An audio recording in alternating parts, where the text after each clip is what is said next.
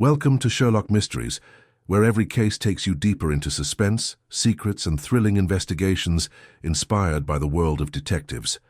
If you love solving puzzles and uncovering hidden truths, you're in the right place. Don't forget to subscribe, hit the like button, and tell us in the comments which part of the world you're watching from. We'd love to hear from you. Now, let's start the story.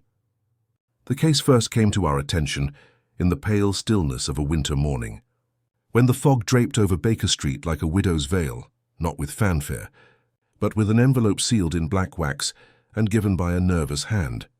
I recall it vividly because I had just come from my rounds at St. Bartholomew's and was sitting in front of the fire, nursing a little cold and a damaged pride as a result of a particularly irritated patient's attitude towards modern medicine. Holmes, as always, sat cross-legged on the sofa, the morning paper splayed open like a dissected corpse in his lap. His stare, however, did not disrupt the print. Instead, he stared at the smoke spiraling from his pipe, as if it contained some cipher that only he could decipher. The knock came twice, each time with greater urgency.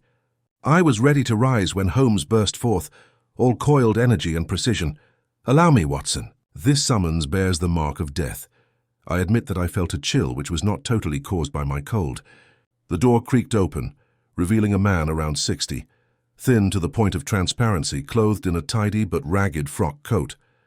His white cravat was severely knotted, as if his fingers had shook during the process.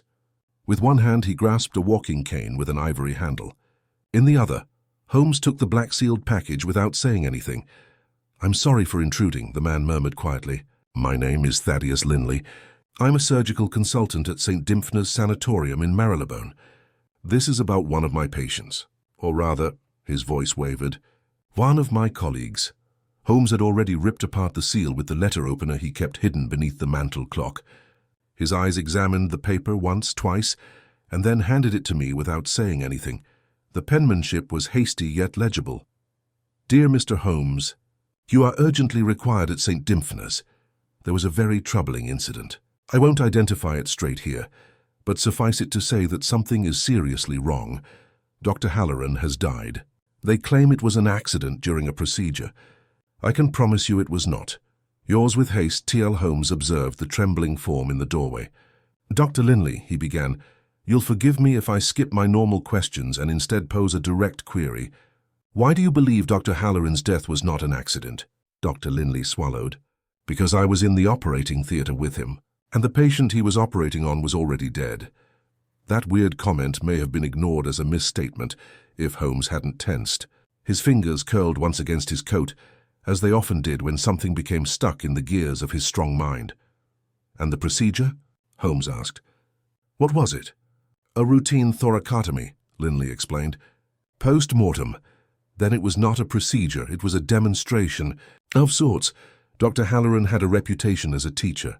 He frequently provided anatomical teaching to the younger residents. But this time something went awry. The body on the table was obviously unresponsive, but Halloran slumped in the middle of the incision. He bled out before anyone could react." "Bled out?" I echoed. "In an operating room?" "There was a nick to the brachial artery," Linley muttered. "But that wasn't an accident." "The scalpel was tampered with." Holmes had already crossed the room and was swiftly wearing his greatcoat. He handed Linley his silencer and quickly said, "Watson, bring your luggage. I think the surgeon wasn't the only one who went under the knife this morning." "Then you suspect foul play?" I inquired as we ran out into the fog.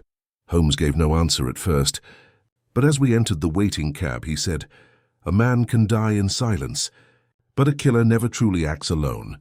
And with that we were off into the shifting mists, towards St. Dimphna's and the oddest theatre I'd ever seen. The handsome cab rattled through the dreary silence of Marylebone, its iron-shod wheels pounding the cobblestones with hollow urgency. The fog drifted past like ghostly phantoms, muffled even the horses' hoofbeats, and the only continuous sound was the silent hiss of Holmes's fingers tapping against the armrest, his mind evidently already immersed in the case. I, too, remained mute, replaying Dr. Linley's comments in my thoughts. His demeanor had been reserved, a tautness that suggested something other than grief, perhaps dread. Or guilt. We arrived to St. Dimphna's shortly after 9 o'clock.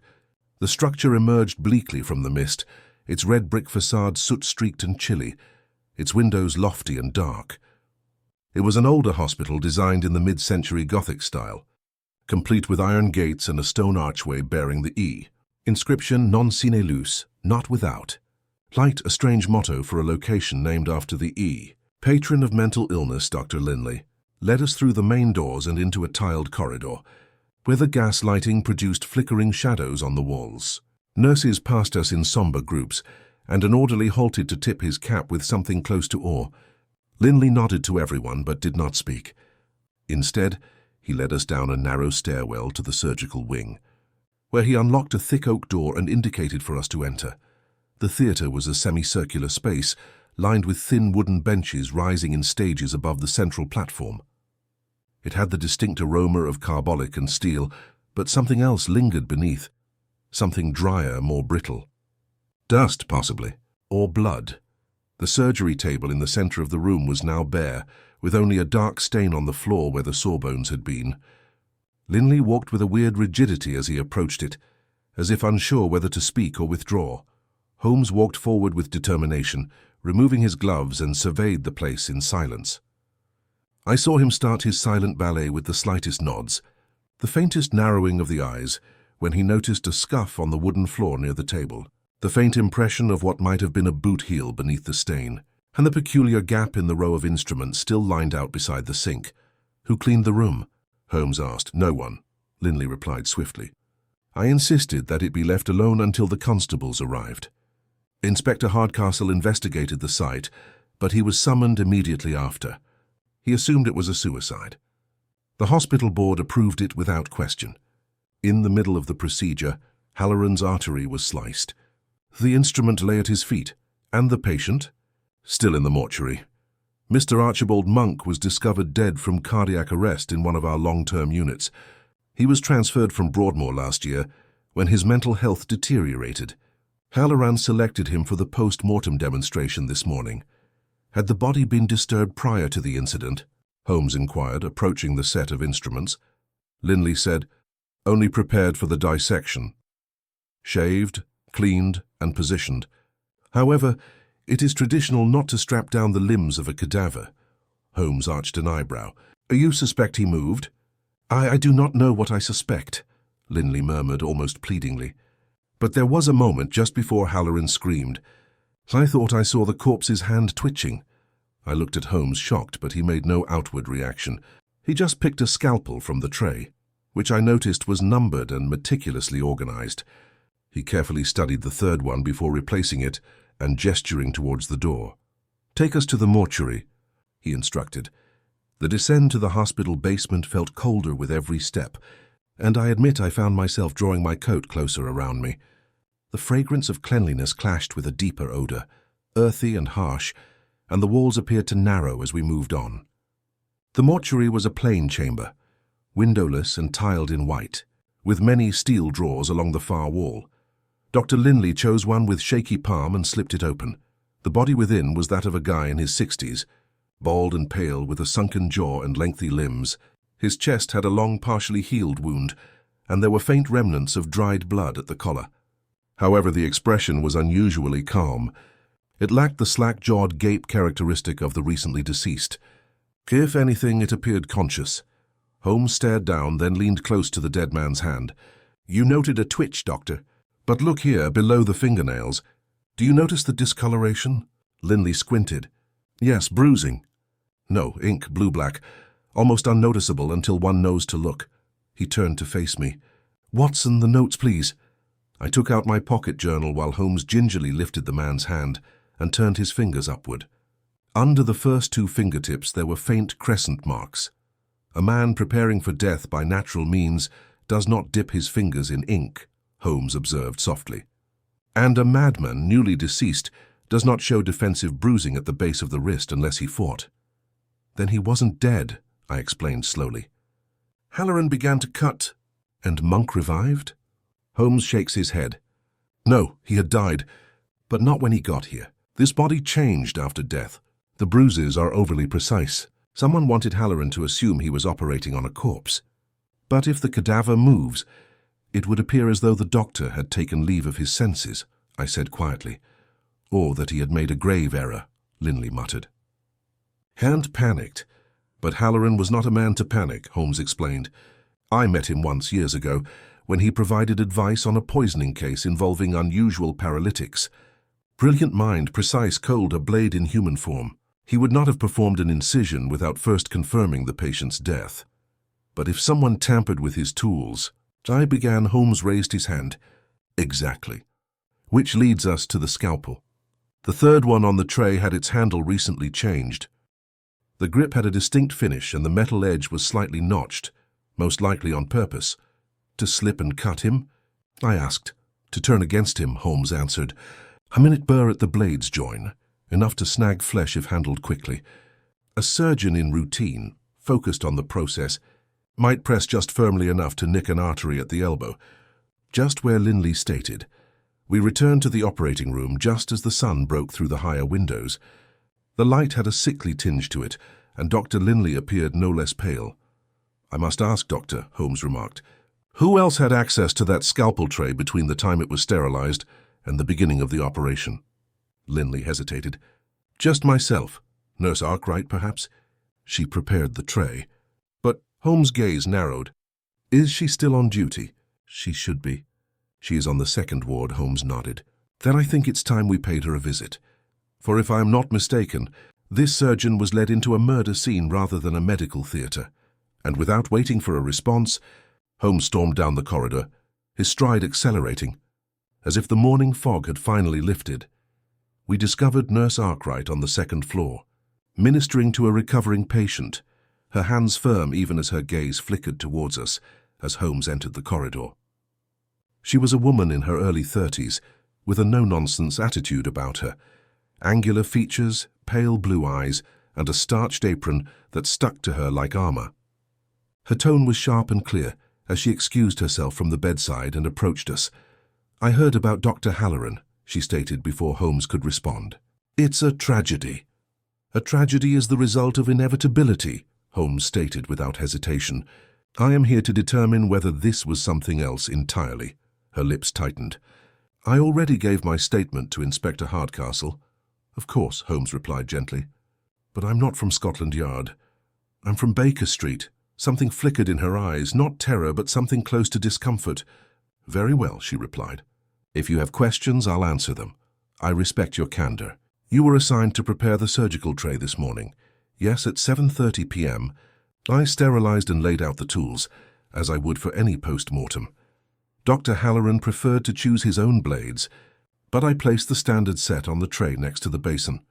Was anyone else in the room after you finished? No one, she shakes her head. I locked the theatre afterward.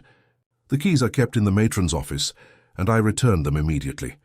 Did anyone request them again before the operation? I don't believe so. Holmes made a quick nod. And did Dr. Halloran appear agitated prior to the demonstration? Unwell or distracted? Not at all.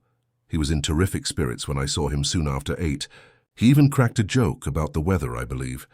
Has he asked for anything unusual? A particular sort of scalpel, for example? Her eyebrows furrowed. No, but... She paused, then folded her arms, not defensively, but as if to protect something more than her body. Yesterday evening I did see someone leaving the theatre. Holmes did not interrupt. It was shortly after the evening rounds, around 6, I believe. I was walking by and believed I noticed a shadow in the frosted window of the theatre door. I paused, but whoever it was slipped out of the side corridor. Could you identify them? No, only an outline. A tall man, perhaps wearing a lab coat. However, that would not significantly narrow it down here. Holmes exchanged a brief gaze with me before asking, was there anyone who had reason to dislike Dr. Halloran? She appeared truly taken aback. I can't imagine. He was respected here, maybe not loved, but revered. His methods were stringent. Some described it as detached, but no one ever questioned his abilities. Respected and feared are sometimes separated by the thinnest of threads, Holmes once observed. What of Dr. Linley? Her jaw twitched. Dr. Linley is an honorable man. That was not the question. She stopped, then glanced past us for a moment as if she were picking her words with surgical precision. He and Dr. Halloran didn't always agree. Halloran felt Linley's therapeutic approaches were overly emotional. Linley thought Halloran had forgotten that the patients were individuals first. Holmes turned to go, but suddenly came to a standstill. "One final thing. Did you notice anything missing from the tray when you entered the theatre following the incident?" "Yes, the retractors had been repositioned. And one of the smaller blades, number 5, was out of order." "Out of order?" I inquired. "Out of sequence," she clarified.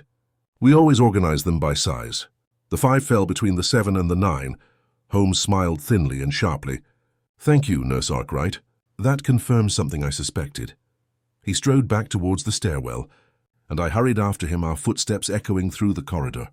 "Holmes," I replied, "are you suggesting the tray was tampered with before the operation?" "I'm not suggesting it," he said. "I am stating it, but how? If Nurse Arkwright returned the keys and the theatre was locked, the keys are simply symbols of trust, Watson. Locks only prevent the honest. A tall man in a lab coat arriving from a side corridor. That is not a breach of security. It is a demonstration of belonging. The killer wore the institution's uniform. But why stage a death in an operating theatre? Why not just poison Halloran or push him down a stairwell?" Holmes paused just as we approached the matron's office. His expression was grim. "Because this murder is more than just a removal. It's a message. It was committed in the exact location where Halloran exercised authority, surrounded by his instruments and domain. And it was staged to appear as if his own hand had failed him. Whoever killed him wanted not just his life, but also his legacy." We entered the matron's office, where a prim, silver-haired woman sat sorting a ledger. She looked up, slightly surprised, as Holmes introduced himself and asked to see the key log. She reluctantly took out a heavy-bound book and set it down in front of us. The entries were carefully inscribed. Nurse Arkwright signed out the theatre key at 7:16 a.m. and returned it at 7:44. There were no more entries between 6 the previous evening and the time of the incident. Holmes, on the other hand, ignored the lines and concentrated on the page's corner, where the ink had smudged faintly, as if someone had rubbed their thumb across it. He took out his lens and studied it. There was a second hand here, he mused. Someone who did not sign but turned a page or corrected an entry, possibly to obscure their absence. He thanked the matron and headed for the exit, but hesitated just as he reached the door. "Tell me, who else has routine access to this office besides yourself?" "Only the senior physicians, Dr. Halloran, Dr. Linley, and—" She paused, then said with hesitation, "Dr. Gideon Rook." "Rook?" I repeated. "He was not mentioned before." "He's only recently returned from leave," the matron explained. "He specializes in forensic pathology. Used to consult with the Home Office. There was some incident 2 years ago, something to do with a criminal case in Glasgow, but he seldom speaks of it." Holmes's eyes glinted. "And where might we find Dr. Rook now?" "He should be in the upper labs, though he keeps odd hours." We left the office and went to the upper levels of the sanatorium. The passage narrowed here, the air less antiseptic and more earthy. The laboratories were behind another locked door, which was open when we arrived. Inside was a long chamber, sparsely lit, filled with anatomical charts and glass cabinets of specimens. And there, hunched over a microscope, was a man with an aquiline nose and tightly curled dark hair. He looked up as we entered, and something in his expression, a flicker too fast to be fear, not quite guilt, betrayed recognition. "Dr. Gideon Rook?" Holmes asked. "I am," the man said. "And you are Sherlock Holmes?" Holmes inclined his head. "Then we can spare introductions. I have a few questions about your whereabouts last evening, and about your past work with dissected bodies that do not stay still." For the first time, Rook's expression wavered. Not totally, but sufficiently. He carefully folded his hands in front of him. "Then, I suppose," he replied, "you've already uncovered more than the Yard ever did." Holmes said nothing. But I noticed his posture changed just slightly. The chase seems to have reached a new and considerably more perilous stage. Dr. Gideon Rook leaned back on his stool, folding his arms as if bracing for an approaching wind. The laboratory surrounding him was dead silent, interrupted only by the low hiss of a gas hob beneath a small crucible. Iodine clung in the air, harsh and lingering like a surgical recollection. Holmes took 2 steps closer, his gaze roving over the room without appearing to settle. but I knew he was taking in every jar, irregularity, and speck of dust disturbed on the tabletop. I remained close behind him, notebook tucked beneath my arm, and studied Dr. Rook with increasing interest. "You were in Glasgow 2 years ago, working for the Home Office," Holmes explained evenly. "There was some debate." "There were several," Rook responded. "Superstition persists in the forensic sciences. I utilized physiological ideas to an ongoing, unpopular inquest. My methods were misinterpreted." "Misinterpreted," Holmes said, his tone bland. "And what precisely were these methods?" "I demonstrated that a man believed to have died of hanging had in fact been strangled post-mortem and hoisted afterward to simulate suicide," Rook remarked with a smile. The conclusion infuriated the constabulary, which had already closed the investigation. "They accused me of tampering. I resigned." "Fascinating," Holmes said quietly. "So you have returned here quietly." "Halloran gave me space and discretion," Rook explained. "He respected my mind even if he disapproved of my conclusions." Holmes paused for a moment before asking, "And did you also respect his?" Rook offered a slow, deliberate nod. He was exacting, methodical, a cool genius. However, he held too fiercely to his authority, even when evidence contradicted him. "We argued more than once, but I had no reason to kill him, if that's what you're implying." "I imply nothing," Holmes answered, turning now toward a low cabinet beside the microscope. "I observe. For example, this drawer was left ajar. Recently opened?" Rook muttered nothing as Holmes opened the drawer wider. Inside, there was a roll of linen wrapping, an alcohol flask, and a scalpel with a faint blue trace on the handle, laying between 2 cotton pads. Holmes lifted it with gloved fingers and held it to the light. "A replacement handle," he explained softly. "One was recently attached. The glue is not completely set." "That isn't one of mine," Rook declared at once. "No?"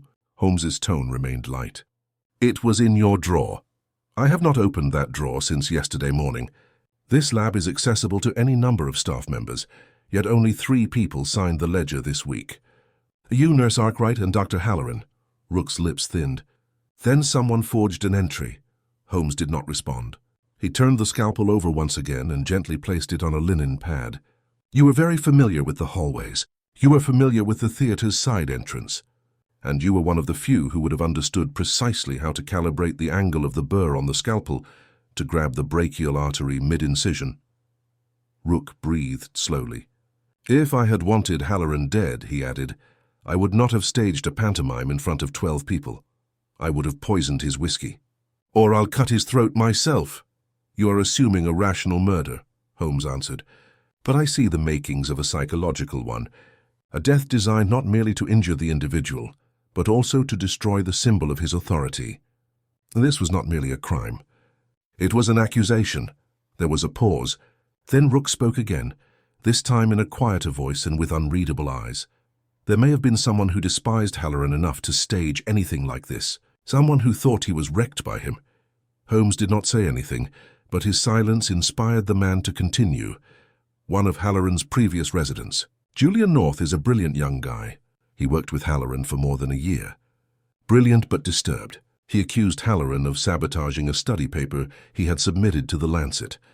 The poem was rejected, and North left the hospital shortly after.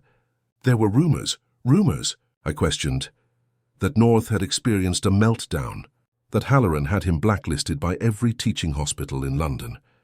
The official explanation is that North traveled abroad, but I've heard whispers he still lives nearby, bitter, disgraced. He would know how to get around the locks.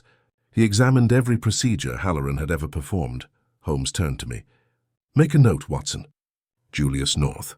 Former inhabitant. Track his registration through the Royal College and see if any recent correspondence was received from him by the hospital or the Lancet." "I can do that," I responded, writing quickly.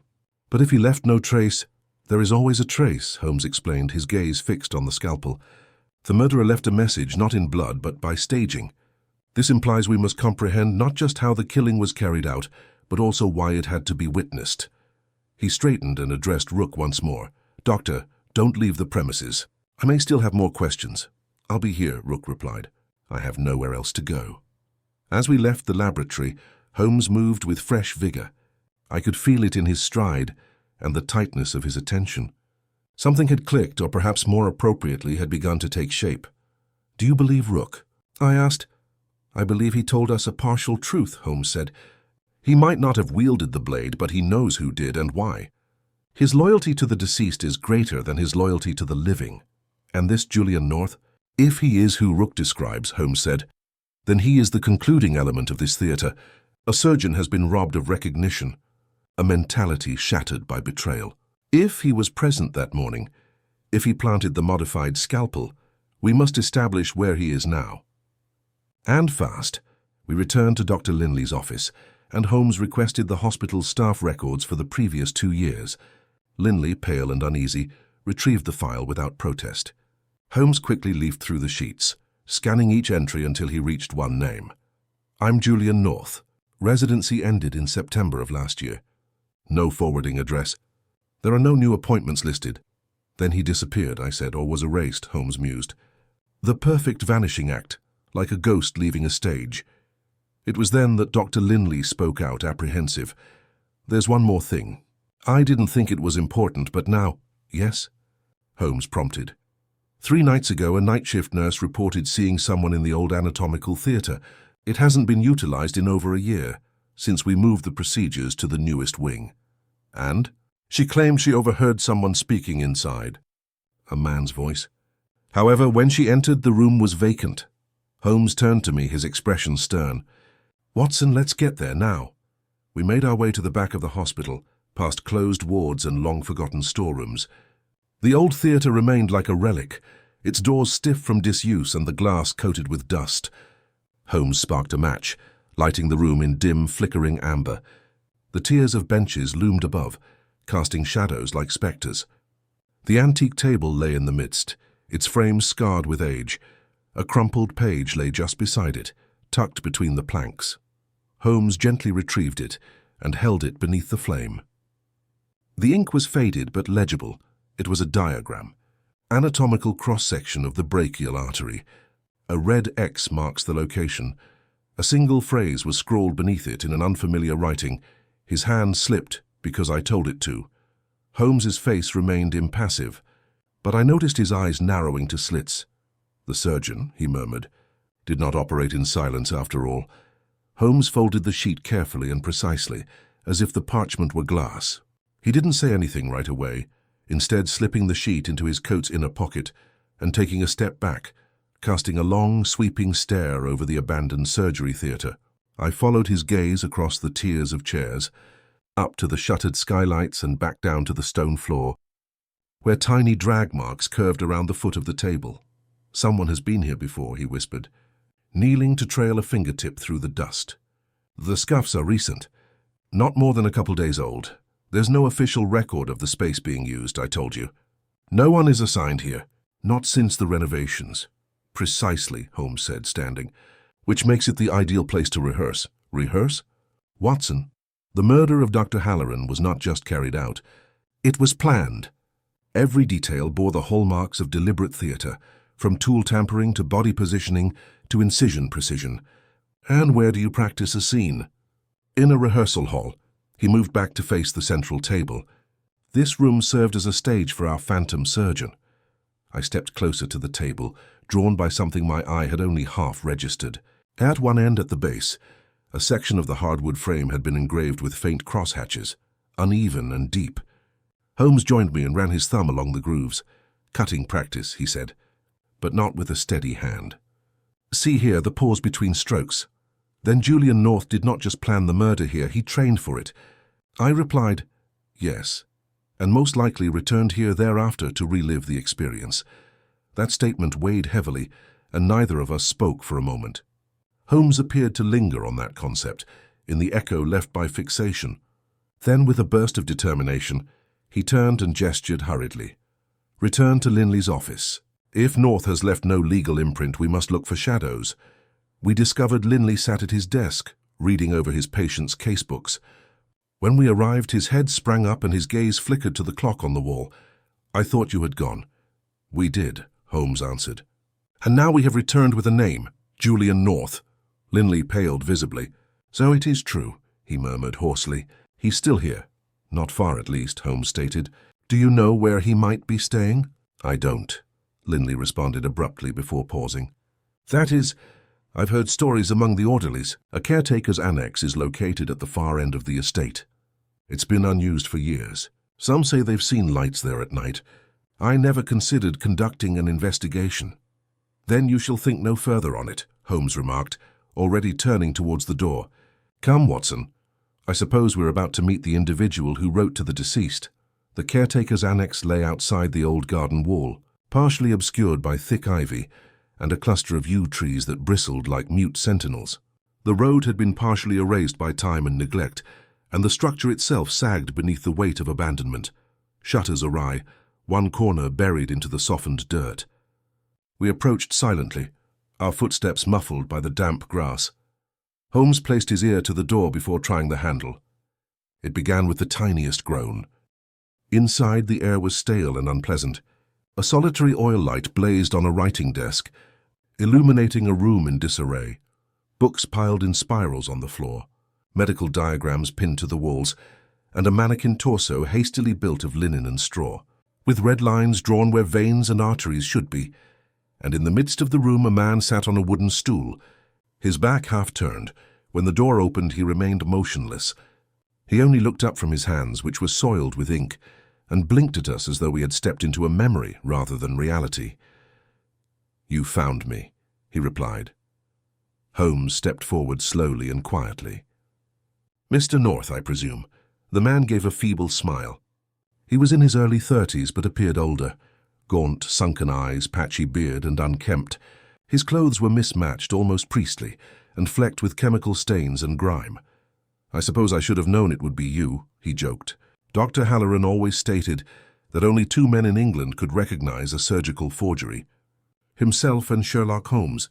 You left a note, Holmes explained. A confession of sorts, North shrugged. This is a devotion, a final footnote to his chapter. Why did you kill him? North's expression flickered as if the question were too direct. He stole my life, he said at last. You would not comprehend. The others disregarded it as bitterness. A failed student seeks vengeance. But he took everything. My research, prospects, and name. He discredited your paper, Holmes asked. He published it, North explained, his voice low, as his own. He took it down, reworded the thesis, and published it in the Lancet under his name. I wrote to the editors. I wrote to the board. Nobody listened. They felt I was unstable because Halloran had informed them so, and so you orchestrated his death. I showed him, North stated in a scratchy voice. I showed them everything. His scalpel. His theatre. His moment of failure is remembered by every pupil he has degraded. I handed him the wrong cadaver, one that was ready to move. I injected the tissues with tiny electrical stimulants, enough to twitch, enough to make him doubt. And then I gave him the blade that turned. Watson took an instinctive step backward. I sat motionless, fascinated by the man's deadly calm tone. You built a murder, Holmes replied gently. Not to escape, but to be discovered. Yes, North whispered, because discovery is the last operation. Truth comes after silence. Holmes moved closer. You have the right to remain silent, Mr. North, but I suspect you will not take it. North smiled faintly and did not object when Holmes turned and signaled for me. Watson, he said, go fetch Inspector Hardcastle. Inform him that the surgeon who performed in silence has decided to speak. I ran out of the annex, my strides quick across the soft ground, the cold air sharpening the landscape around me. Behind me I could hear Holmes speaking again. His voice low but clear. You cut deeply. Mr. North, but you made an error in one calculation. North looked up. The scalpel may pierce the flesh, Holmes explained, but truth dissects the soul. And in that moment I realized the case wasn't just about a murder. It was a reckoning. And the hush that followed would not be forgotten. I returned with Inspector Hardcastle in less than 20 minutes. The inspector, a broad-shouldered man with a drooping moustache and a continuous expression of mild annoyance, was evaluating a small theft case when I arrived at the Yard's temporary office in Marylebone. One glance at my expression and the intensity in my voice had been enough to have him rise at once, don his coat, and follow me without complaint. Twilight had begun to fall by the time we arrived at the overgrown path, leading to the caretaker's annex, casting a murky, uncertain light on the garden. Hardcastle entered the annex with the heavy tread of someone more accustomed to dealing with pickpockets than anatomists. Julian North didn't look up. He remained seated on his stool, his fingers intertwined before him, his gaze set somewhere in the middle distance, as if waiting for a verdict he had already accepted. Holmes stood nearby, arms crossed behind his back. He gave the inspector a tiny nod. "This is your man," he replied simply. Hardcastle looked North over. "You've got a statement?" "In due course," Holmes replied. "But what you'll find here is worth more than any confession. The reconstruction of a crime that is not intended to evade detection, but rather demand it." Hardcastle furrowed his brow. "I've heard that males leave calling cards. I've never seen one stage a play." Holmes approached the wall behind the writing desk and pointed the pinned diagrams. "This room is a theatre of obsession. Every mark and sketch is a rehearsal. Mr. North crafted not simply a murder, but an illusion, a scene in which Dr. Halloran, a man of precise reputation, would falter fatally. A quivering corpse, a defective scalpel and a student audience meant that the death was understood as failure or crazy rather than malice. "I can let him in on that," Hardcastle explained. "Tampering with surgical instruments, breaking into restricted areas, if we can corroborate the drugs he mentioned using on the cadaver." "You'll find them," Holmes replied. He took careful notes. "On the shelf behind you." Hardcastle turned, took the sheaf of pages and flipped through them, his eyebrows raised. "You were right," he mumbled. The man wasn't hiding, he was documenting.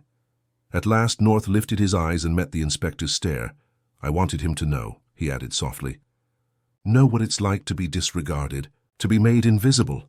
Hardcastle paused and then motioned to the constable behind him. "Cuff him."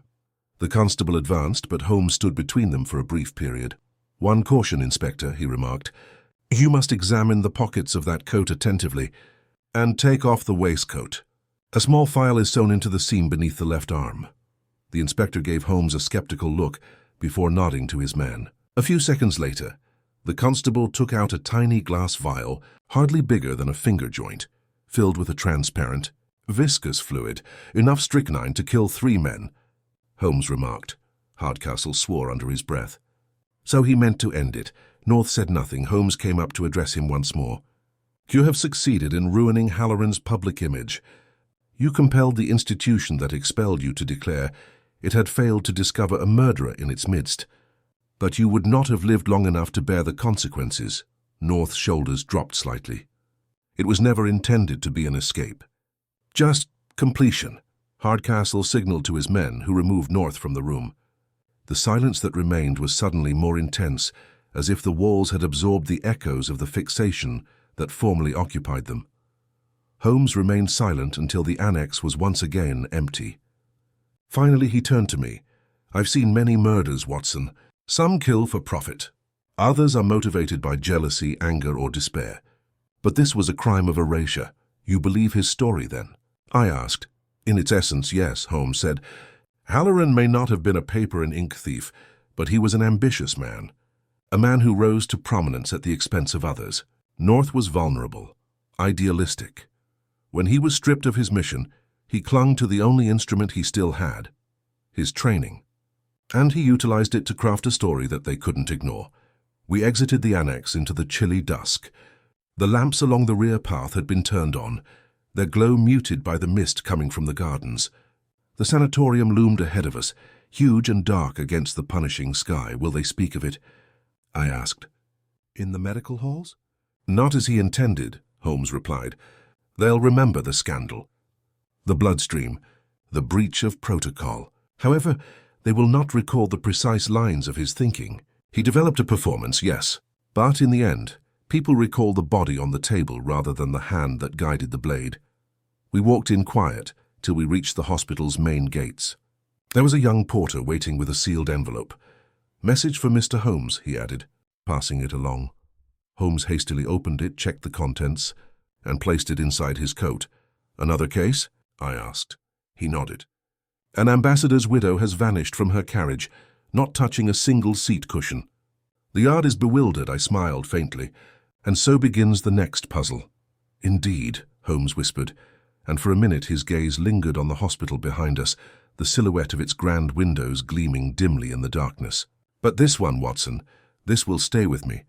Not for the ingenuity of its approach or the drama of its execution, but for the quiet from which it came." He pulled his collar up and turned away from the gate. "Come," he instructed.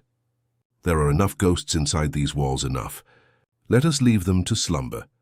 And so we stepped out into the London night, where the fog curled at our heels, and the questions of one case faded silently into the shadows of another. We walked some distance in solitude. The streets of Marylebone had quieted as the lamps flickered to life, sending sweeping gold shadows across the cobblestones. The mist that clung low to the gutters was the same that had plagued the corridors of St. Dymphna's, but it appeared less supernatural and more ambient. Holmes walked quickly, hands clasped behind his back, eyes focused but mind plainly elsewhere. I did not press him. I'd learnt to allow thoughts to surface at their own pace. When we reached Baker Street, Mrs. Hudson had already kindled the fire in the living room, and the faint perfume of her modest meal floated from the downstairs kitchen. Holmes denied food as predicted, but did accept tea, which he hardly touched. He remained standing in front of the hearth, staring into the coals as if trying to elicit a confession from the fire. "It's not done," he murmured softly. I looked up from my chair. "Not done?" He turned to face me, his demeanor enigmatic but his gaze sharply focused. "No, that's the case, Watson." "Not entirely." I cautiously set my cup down. "But we found Julian North. We overheard his confession. The motive, the method, it's all consistent." Holmes nodded once. "Yes, too well," I frowned. "You think he lied?" "No," Holmes responded. "He said the truth. Or more precisely, a truth. But he overlooked something. A surgical gap in the narrative." He began to pace slowly and deliberately as if probing a wound. "Think about it, Watson. North's strategy was extensive, with great detail and execution. He prepped a cadaver to resemble life, substituted a tainted scalpel and staged a public scene, all in an attempt to damage Halloran's reputation. But one thing still bothers me. The timing, I assumed." Holmes nodded. "Precisely. Nurse Arkwright reported the scalpel tray was kept away in Matron's office. Halloran took it the morning of the operation. However, when North entered the old theatre days previously, etching into the wood and leaving anatomical diagrams pinned to the walls, he could not have had access to the very blade he would later tamper with. Unless someone assisted him." The weight of his words sank in with a chill. "You believe he had an accomplice?" "I do. And more than that. I believe the accomplice remained close, perhaps still in the hospital. But to what end?" I asked. Surely North's plan, as he explained it, was complete. Holmes paused his pacing and looked directly at me. "Unless the accomplice has a personal goal." North's motivation was clear: revenge for professional sabotage. However, the usage of the theatre, the layout of the diagrams, and even the note all indicate dual authorship. One hand dramatic, vengeful, the other controlled, almost clinical. He returned to his desk, opened a drawer, and took the note we had discovered in the old theatre. He gave it to me once again. His hand slipped because I told it to. "Read that," said Holmes, "and ask yourself, does that sound like the mind of a man who has reached the final act of his plan, or one being coached mid-performance?" I felt the discomfort settle in my stomach. If someone else helped him tamper with the scalpel, someone with access to the key ledger or to Matron's office, they could have planted it for him. Holmes nodded again, but more slowly. And they could have ensured that it was that precise scalpel that Halloran would select. "Rook," I replied abruptly, and Holmes's brow lifted. "Go on, Watson." "He had access to Matron's office." He admitted as much, and he informed us about North. It was Rook who mentioned the repercussions with Halloran, the plagiarized work. What if he nudged us towards the North, not out of conscience but to complete the circle? Holmes's eyes brightened up with quiet approval. "Exactly so. Rook is a man of cautious comments and withheld facts. His quarrel with Halloran was ideological. He respected precision but abhorred harshness. If North was the scalpel, Rook could have been the hand that wielded it. Then he knew all along, yes, or, at the very least, he permitted it to happen." Holmes reaches for his coat. "Where are we going?" I questioned while standing. "To St. Dymphna's," he announced. "One final incision, Watson." At night, the sanatorium had a completely different atmosphere. silent and motionless, with even the gas lights along the inner hallways muted to save electricity. A night porter reluctantly admitted us, and Holmes sought access to the upstairs laboratory where Rook worked. The porter informed us that Dr. Rook had not left the premises, but had not been seen since late in the afternoon. We ascended quickly, our footsteps softly echoing up the stone stairs. When we got to the laboratory door, Holmes paused, pressed his ear against the wood and softly twisted the handle. It was unlocked. The laboratory was half in shadow, with the overhead light still glowing above a center table. The desk was clear. The walls are bare. And Rook was gone. Holmes dashed to the cabinet where the changed scalpel had been discovered.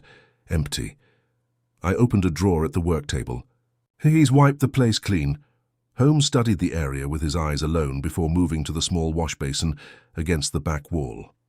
A beaker sat in the bowl wet. He sniffed it and a faint grimace appeared on his face. Ether, mixed with alcohol, a dissolvent. He has been removing chemical traces. But why flee now? I asked. North is already in custody. Because he knows, Holmes remarked softly, that I've begun to question the script. There was a sound coming from the hall at that moment. The footsteps were quiet but rapid. Holmes slipped towards the door, opened it slightly and peered through. Without turning, he murmured, "Arkwright, I joined him." Nurse Arkwright walked along the corridor, holding a covered dish. She hesitated at the far door, which led to the older east wing that had been disused since the structural damage 2 years before. She took a quick check around before quietly knocking. Holmes stepped outside. A late delivery? She was surprised but immediately recovered. Dr. Rook is not well. I promised to bring him food. In the abandoned wing?" Holmes asked. She drew herself upward. "He prefers quiet, as do ghosts," Holmes replied. "Let us accompany you." She paused and then nodded once. Holmes motioned for me to follow her as we proceeded to the door. It creaked open into darkness, and we entered a small hallway illuminated only by the one lamp she carried. The air inside was stagnant, and the walls had a faint smell of mildew and lye. At the end of the corridor was a modest room that served as both an office and a storage area. Rook was sat in a wooden chair. He looked up as we entered. Not startled. Almost relieved. "I wondered when," he said. Holmes didn't wait. "You directed North, supplied access, helped him prepare every detail under the guise of sympathy.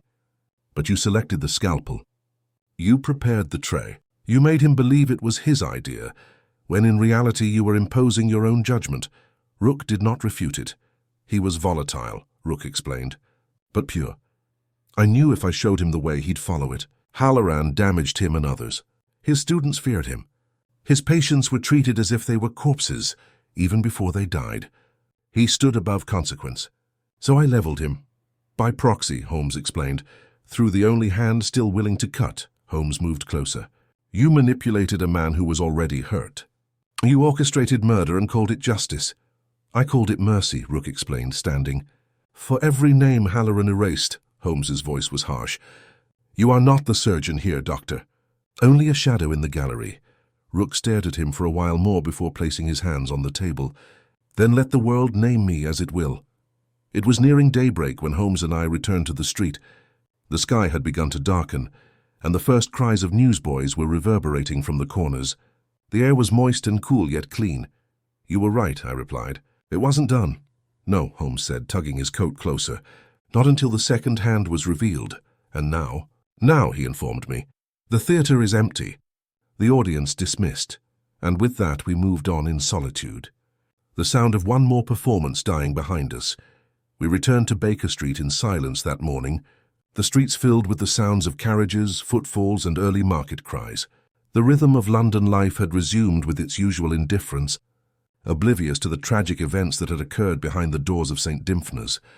Yet I could not shake the image of Rook, standing in the gloom of that forgotten corridor, speaking not with defiance or remorse, but with the quiet finality of a man who had already dissected his own conscience. Holmes, for his part, took off his coat with an abrupt flick and walked straight to his desk. He didn't sit. He simply stood there staring at the empty blotter, lost in contemplation. I took the opportunity of calling Mrs. Hudson and requested tea and toast, though I anticipated neither of us would accept it. "I wonder," I remarked after a lengthy silence, "if Rook ever truly believed North would survive it." Holmes's voice came from the window, where he was standing watching the street below. No, he recognized the type of man he was creating, the fragility, the depth of injury. He adjusted every phase of the strategy to North's beliefs, and then gave him just enough leeway to feel the concept was his own. I sat down hard in my normal chair. So North was the weapon, and Rook the one who handled it, yes, but a hand in glove. You noticed how meticulously he eliminated his traces. The vials and papers. He knew when to disappear. And when will they reappear? He could have escaped entirely. He could have, Holmes acknowledged. But men like Rook do not seek freedom. They desire symmetry. The plan was never about silence, but about precision. Each element had to resolve perfectly. He viewed Halloran's death as a necessary excision. North was the scalpel, but Rook was the surgeon. Finally, Holmes turned from the window and proceeded to the tiny table where Mrs. Hudson had put the tea. He carelessly poured a cup and set it down. "There is something tragic in it," I said after a time. "Not just in the crime itself, but in the thoughts of those involved. North desired justice, but all he accomplished was ruin. And Rook. He pretended to do the same, but in reality all he wanted was control." Holmes nodded. One craved recognition, the other desired correction. Neither found tranquilly. We were quiet again. Outside, the bells of St. Mary's told the hour, and a milk cart clattered across uneven stone. I looked towards the fireplace, where the embers from the previous night still shone dimly beneath a layer of ashes. "What will happen to them?" I asked finally. "Hardcastle plans to charge North with premeditated murder and Rook with conspiracy and obstruction. The evidence is ample, particularly in light of the chemical traces we identified and the locked room access corroborated by Nurse Arkwright. The court may be lenient with North, perhaps even acknowledge his lessened duty. Rook, however, will not fare so well." "No," Holmes answered simply. He took the folded note we had retrieved from the old theatre and stroked his fingertip along its edge. "You said something to North," I recalled. "A scalpel can puncture the body, but truth dissects the spirit. Do you believe it?" Holmes looked up at me. "Truth is the one blade that cannot be dulled by motive. It cuts through what men intend and exposes what they are. In the end, even the most precise murder reveals more than it conceals." Mrs. Hudson appeared with a card on a silver tray before I could rise to answer the door. Holmes took it and examined the embossed letters. "A visitor?" I asked. Holmes gave himself a slight smile. "The editor of the Lancet. It appears that news spread swiftly in academic circles. He desires to consult with discrepancies in numerous recent submissions, papers with suspiciously overlapping language." I raised an eyebrow. "Halloran's legacy again? Or perhaps its undoing?" Holmes slipped the card away. "You see, Watson, crimes have echoes, not only in the courts or in the minds of those who resolve them, but also in the reputations of those who have committed crimes. Sometimes the most permanent penalty is not the sentence imposed by a judge, but the slow degradation of a once respected name." We spent the rest of the day in relative silence. Holmes declined the guest, saying he would meet him another time. Instead, he returned to his violin, which he played with exceptional gentleness, the notes weak yet purposeful. I read idly by the window, but my thoughts kept returning to that hospital and the phantom theatre that had produced such exact cruelty. In all my time at Holmes's side, I had witnessed murders committed for love, for money, for vengeance. But this was something unusual, surgery masquerading as justice, a correction passed like a scalpel across reputation, performed in silence. Late that evening, Holmes spoke again, this time setting aside his instrument. "Watson, I have often believed that justice and truth are twin pursuits, but sometimes I wonder if they do not run on diverging rails." "What makes you say so?" "Because truth, when it comes, is neither merciful nor kind. It exposes not only the guilty, but the quiet complicit. Institutions that protect the bright at the expense of the weak.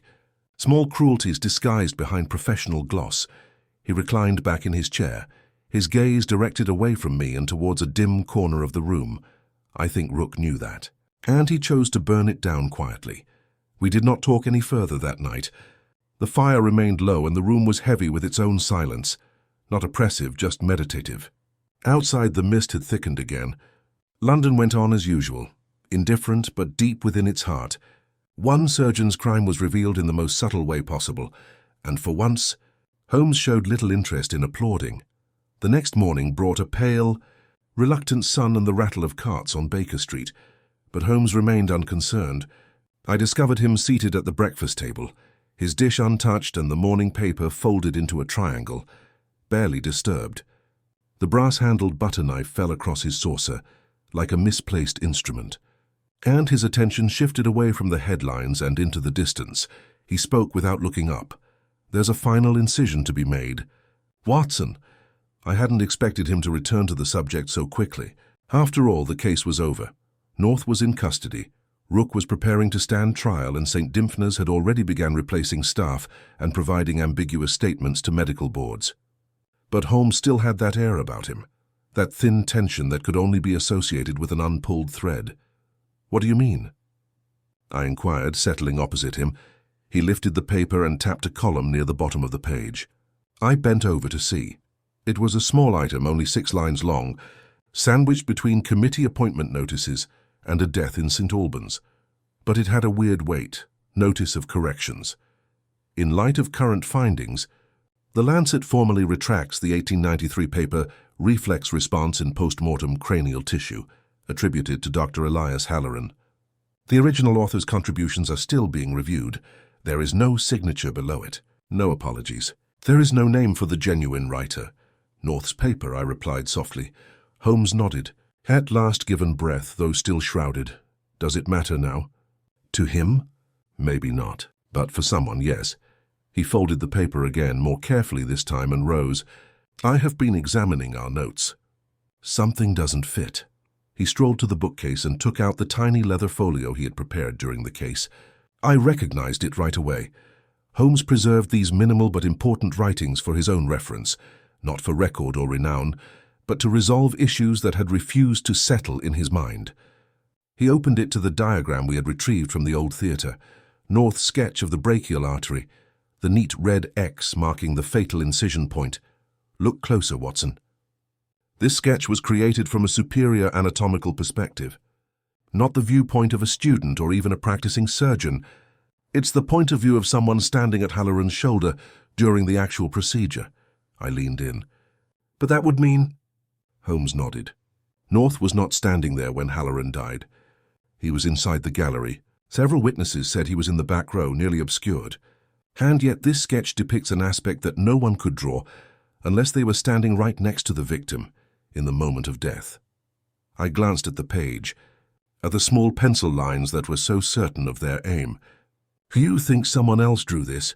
"I'm certain of it," Holmes stated.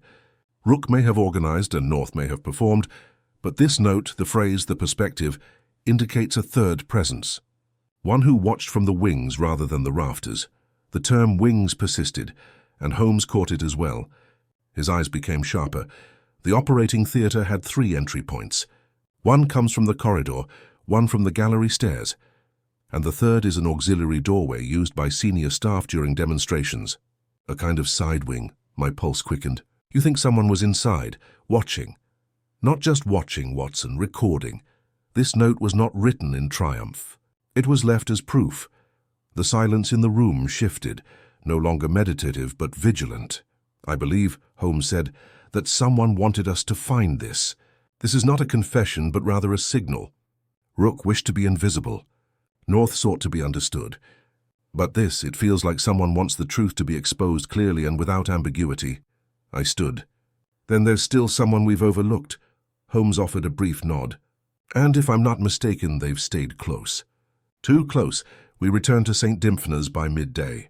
The staff had resumed a strained normalcy. Nurses speaking in hushed tones, orderlies moving with rehearsed indifference, and patients whispering fragments of events they could not fully understand. The yard had sealed off the theatre, and the matron had begun locking her office doors at all hours. Nonetheless, Holmes ignored it all with quiet confidence, his gaze fixed on a narrow corridor near the old wing. "Where are we going?" I asked, maintaining pace. "To find the one observer who no one questioned," he explained. "The one who moved through every room, who passed unseen, who held no authority but knew every angle of the theatre." He paused before a low wooden door labelled "Records and Storage." He knocked once. Then, without waiting, I opened it. Inside, the air was thick with the odor of paper and antiseptic. Stacks of ledgers leaned against the walls, and in the far corner, seated at a clerk's table, was a young woman I recognized, pale, small-framed, with silver-rimmed spectacles, and a face so quiet it was easy to overlook. The records assistant. I had seen her only once in Linley's office, bringing files without speaking a word. She looked up now, surprised, then controlled herself. "Can I help you?" Holmes moved forward, not aggressively, but confidently. "Miss Amelia Trent," he replied. "Your annotations in the morgue register were exact. Your handwriting matches the margin notes in the theatre log. And if I am not mistaken, you were in the side gallery for Halloran's final demonstration." She said nothing. Holmes removed the diagram from his coat pocket and set it lightly on the table before her. "You drew this?" Her eyes flicked to it, then back to Holmes. "You were never meant to see it, but I did. Because you positioned it exactly where I wanted." He sat across from her, keeping his voice quiet. "You knew about North. You knew about Rook. You saw them both, two injured guys circling a fire they had not started. And you taped it. Not for justice, not for vengeance, but to keep the truth from being buried beneath professional silence." Still, she said nothing, but her gaze did not waver. "I read your notes in the staff log," Holmes added.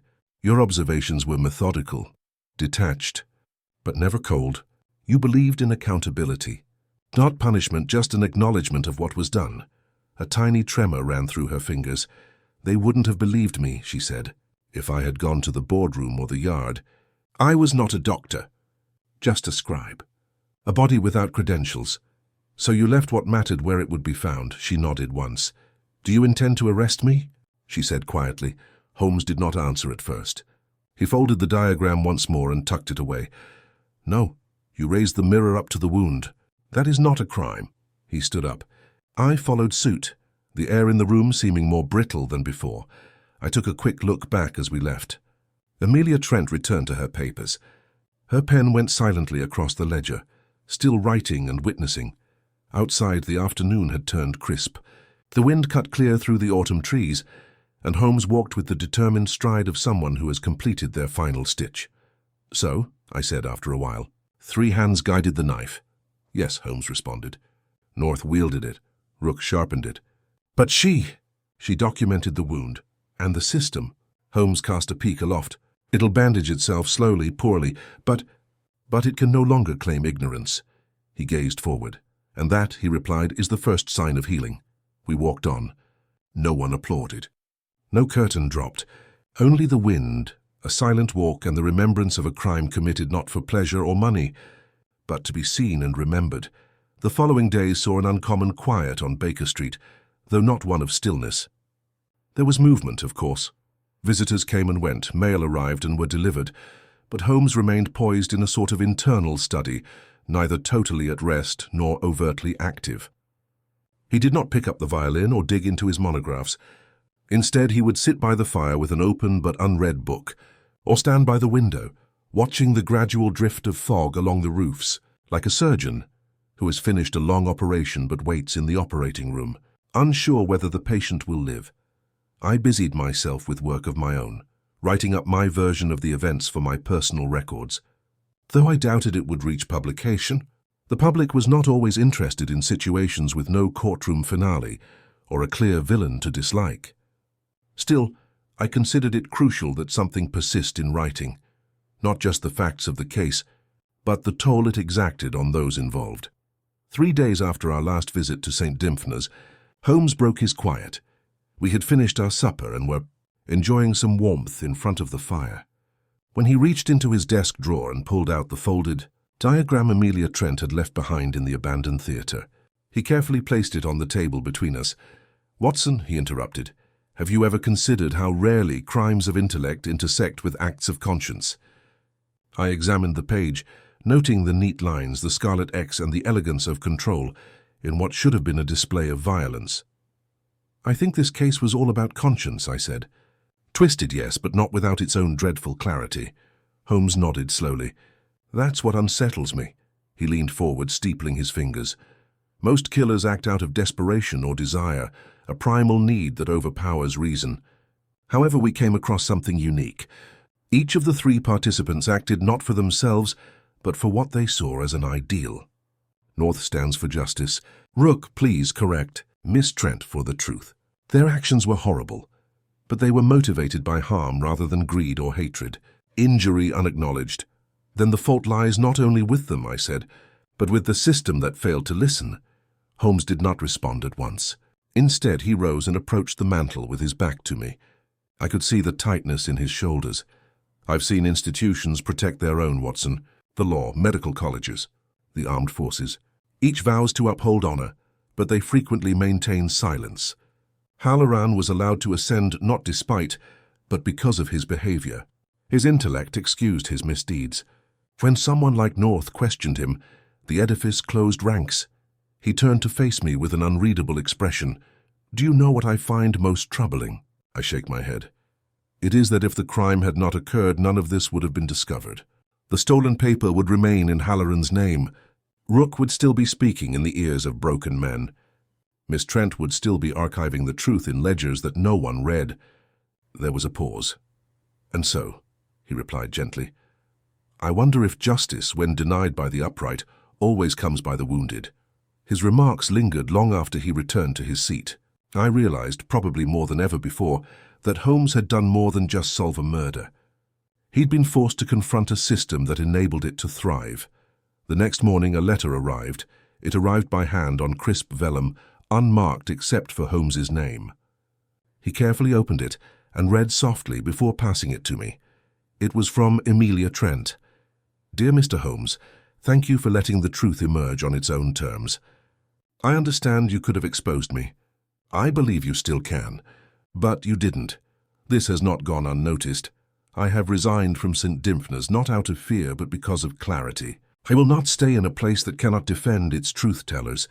I plan to pursue work in which observation is not considered silence. I applied for a position as a records assistant with the Board of Inquests. Perhaps in time even testimony will have weight. You once mentioned that I held a mirror to the wound. However, I did not hold it alone.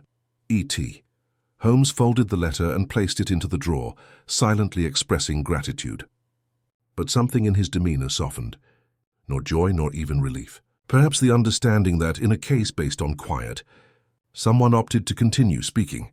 The weeks that followed were spent with minor cases, stolen pocket watches, a faked shipping contract, and the unusual discovery of a bishop's hat in the Thames. Holmes handled each with his usual expertise, but none of them moved him deeply. I could see he was still thinking about St. Dymphna's, though he didn't say anything more. It was not until late November, when we were invited to a formal event at Queen's College, that the issue arose again. The offer came from an old colleague of mine, who is now a medical professor, and Holmes agreed to accompany me out of boredom rather than enthusiasm. The evening was pleasant enough: port, polite applause, and a lecture about the utility of early radiography in war injuries. But it was during a pause between speeches, as we milled in the corridor outside the hall, that I noticed Holmes halt abruptly. He had locked his gaze on a framed article posted to the campus bulletin board. I followed his gaze. It was a reprint of Reflex Response in Post-Mortem Cranial Tissue. But this time the author's name had altered, Julius North. The article was originally published under a different name, which was noted below in smaller form. It was corrected with the approval of the editorial board. Holmes contemplated it for a long time. Then he turned and we proceeded down the hall. Somewhere, he added slowly, a ledger was finally read. I said nothing. There was no necessity. Outside, the night had turned frigid. The stars were feeble above the city's orange haze. Holmes adjusted his coat collar as we went into the darkness. The case of the surgeon who operated in silence ended with acknowledgement rather than spectacle. And in its wake we left not just a solved murder, but also a wound that for the first time had been exposed rather than dressed, and in it perhaps was the birth of anything close to justice. The latter weeks of that particular fall passed with almost deceptive calm. The air had become colder, and the sky had taken on the leaden hue of an approaching winter, bringing with it a peculiar calm over London. It was the kind of silence that comes after a storm, not the promise of serenity, but the breath before something new. Holmes had regained his regular rhythm.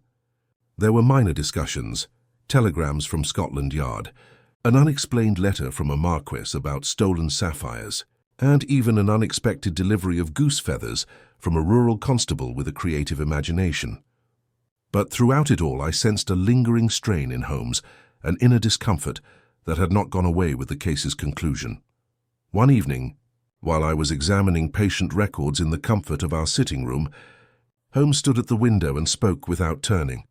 "You asked me once," he recalled, "have I believed that truth dissects the soul?" I looked up, the inquiry having been buried in our previous discourse like a needle in gauze. "Yes," I said thoughtfully. "You answered that truth exposes what men are." He gently turned, allowing the lamplight to catch the edges of his face. "I've been thinking about Amelia Trent." I closed my notes. "She did the right thing, Holmes." "She did," he confirmed. "And yet I wonder if it will be enough, whether regimes that benefit from silence ever fully compensate those who violate it." "You mean the medical boards?" "I mean all institutions," he explained, "where brilliance is protected and harm politely footnoted." He crossed to his desk and pulled out a little bundle of papers tied together with string. I recognized them immediately. His case file from St. Dymphna's. He untied it, removed the last page, and gave it to me. This was the original sketch. "The brachial artery is the red X. You kept it," I replied. "I kept it," he said, "because it reminds me that even the most exacting plan can fail to account for the human element." He returned to the fire, took up his pipe, and sunk into the chair with a long sigh. The silence that followed was companionable. I looked at the drawing again, seeing more than I had before. It was more than just a map of an artery. It was a map of the crime, the mind that committed it, the obsession and the hurt that lay beneath. Perhaps behind that is a desire to be seen, heard, and understood. Holmes spoke again quietly. Rook considered himself above the law. North believed he was beyond it. Miss Trent seated herself next it.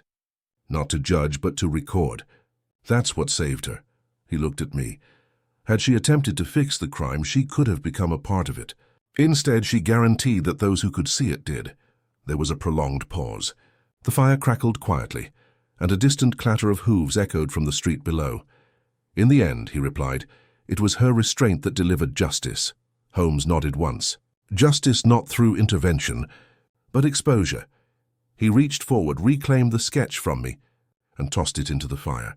It curled as it burnt, the crimson X turning dark and brittle, before disappearing entirely in a cloud of ash. "I no longer need the diagram," he said. "The incision has healed."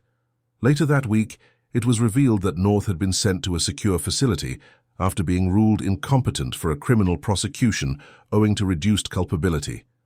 Rook had made a thorough confession, cold and precise, and would face an official investigation, though he was likely to spend the rest of his life in confinement rather than prison.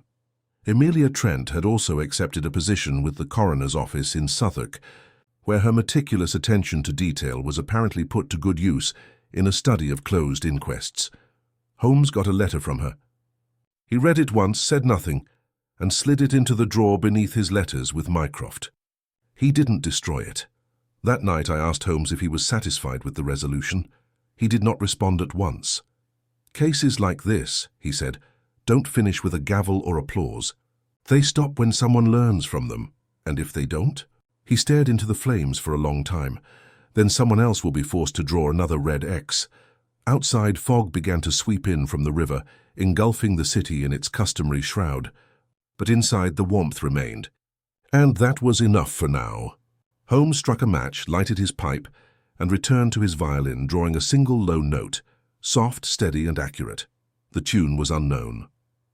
But the quiet it created was clearly his.